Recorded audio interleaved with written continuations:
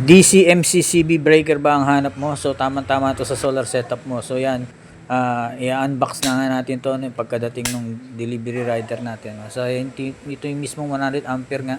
So yan yung tatak niya, then yung mismong MCCB breaker. So medyo may kabigatan nga to dahil malaki no.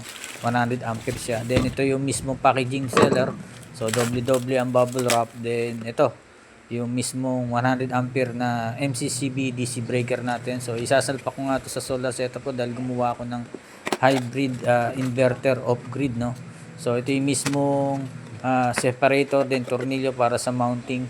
Then 100 ampere DC breaker. So napakaganda nga nito, safety para sa aparato mo.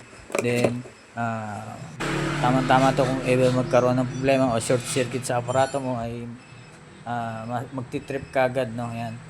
Then medyo may kabigatan nga to no. Yan yung mismong aparato ko, hybrid off grid, 1 kilowatt 12 volts yan. So goods na goods to.